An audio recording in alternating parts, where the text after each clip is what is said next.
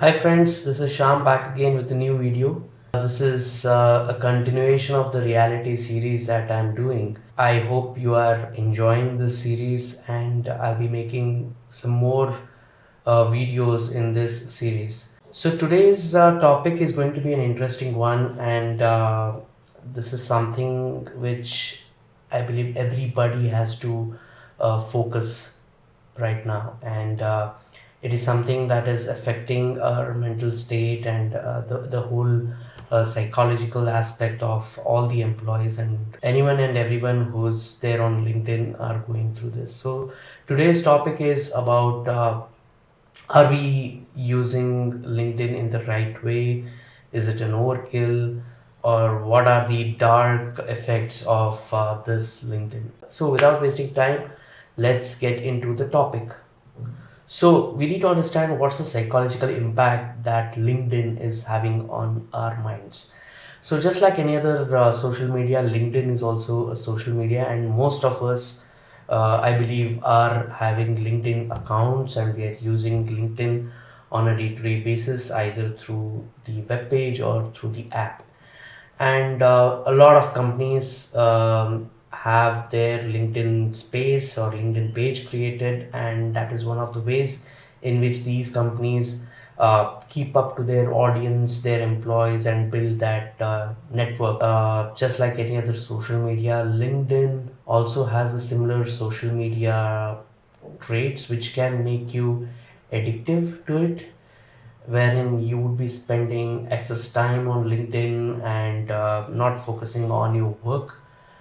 And it's not only for job seekers, for people who are in jobs, people who are content creators, people who genuinely want to do networking. So nowadays, LinkedIn is a very powerful tool to connect with professional people worldwide.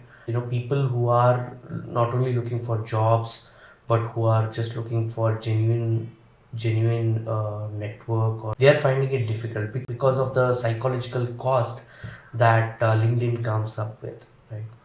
So in LinkedIn, you would always see a constant exposure towards the successes of others, towards the triumph of others, wherein a lot of people somewhere feel a lack of inadequacy, which will lead to low self-esteem.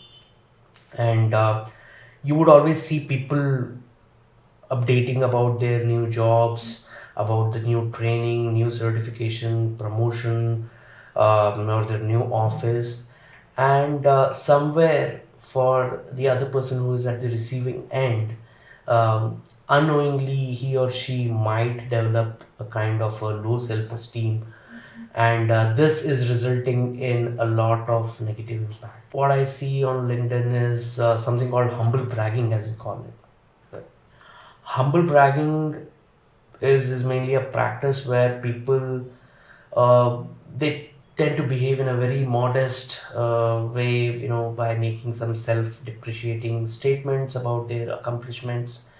However, on the high side, they are promoting themselves. If you look this whole picture of humble bragging as an outsider, it may look very insincere, and it can dilute the actual content that you want to pass through. Humble bragging is kind of leading or giving an impression, or leading to an impression wherein you are making superficial relationships because of such content creators.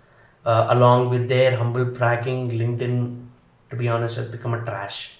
Just be mindful about the language and the content that you're sharing. It will help you to be more realistic, more authentic, and eventually your rate of humble bragging would come down by doing that. Now, excessive using of LinkedIn is also perpetuating feelings of an imposter syndrome, and some kind of a complacency, wherein users are fabricating the details to just inflate their credentials, to inflate their work. So imposter syndrome is again a phenomenon in which there is a psychological pattern in which individuals doubt their own skills, own talents and accomplishments, and they always have this persistent fear of getting exposed as a fraud or a sham, despite their competence despite them being talented, right?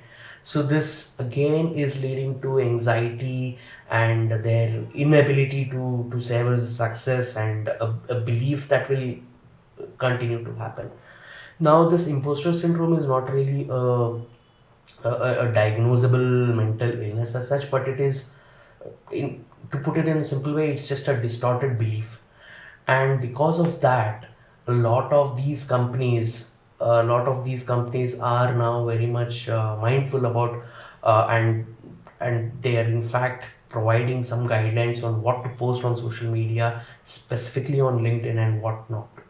LinkedIn is something, an excessive usage of LinkedIn is leading to anxiety and stress. You would see a lot of people posting about their successes, posting about their growth. It's just like Instagram, it's just like Facebook, wherein you would see a material or a content wherein people are in, let's say, in a better place than where you are, but you don't know the authenticity behind it. You don't know whether it's a made up thing, whether it's a fabricated content that you're seeing. You don't know the backstory, right? Just by believing whatever that is being uh, put in front of you on LinkedIn or Instagram or any of the social media is making you weak, is making you more anxious, more stressful, and you are not eventually able to focus on the actual work which is there in your hand. Because of all such garbage, LinkedIn has become a trash. When you open LinkedIn, you would see a plethora of spam accounts, spam messages being sent, a lot of unwanted content which is circulating, a lot of memes, lot of jokes and things which are not at all related to your work. You definitely need some kind of a detoxification from this overall LinkedIn. The other thing that I want to talk about is the courses and the LinkedIn learning part of the LinkedIn. So LinkedIn Learning is their training provider. So some of these organizations are partnered with LinkedIn Learning, wherein they will give you a free access to the learning content of it. Now, a lot of people, what they're doing is once you complete a LinkedIn Learning course, you would get a certificate, and you know, LinkedIn prompts you to promote that and share it across. Trust me, in the job market, LinkedIn, the certificates from LinkedIn Learning has zero value. It has absolutely zero value and it is nothing but a trash. You really do not get a value of those certificates that you get after passing the LinkedIn Learning assessment. So LinkedIn Learning, according to me, is a trash. So if you really want to have authentic certifications, authentic training, go to a particular subject, read that thoroughly. If you want to get certified from that particular governing body. It is again a part of the whole ecosystem where LinkedIn wants you to buy their premium services. This is why I feel the overall impact of LinkedIn is negative from a psychological standpoint. How do we cope from these issues? How what are the coping mechanisms, right? First thing is, do not spend more than 30 minutes on LinkedIn. If you are accessing LinkedIn through a web page on a day-to-day basis, uh, you may want to go ahead and delete the LinkedIn app which is there on your phone, because we usually get into that hook cycle wherein you observe a content on the web page and then come back and see the same content on your phone.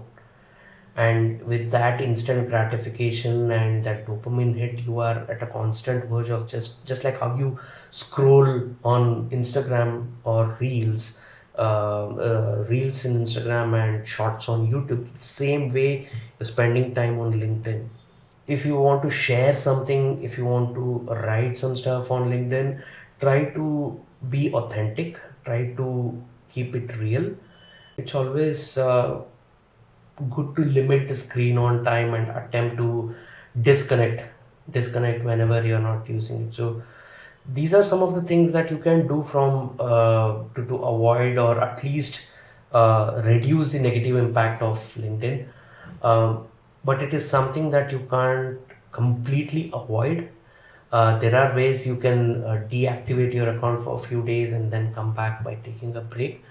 But if you are someone who's looking actively looking for a job, constantly being on LinkedIn will not guarantee you the job.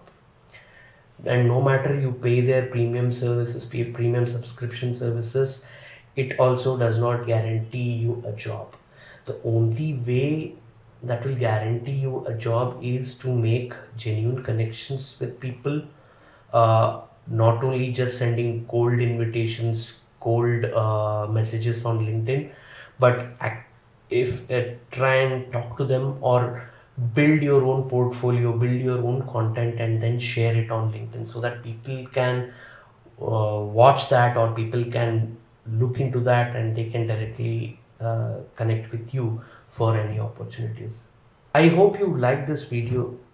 So if you liked it, if you found such content interesting, do hit that subscribe button and click a thumbs up on this video. I'll be making such similar content going forward as a part of the series. So stay tuned. I'll see you in the next one. Until then, bye. Take care.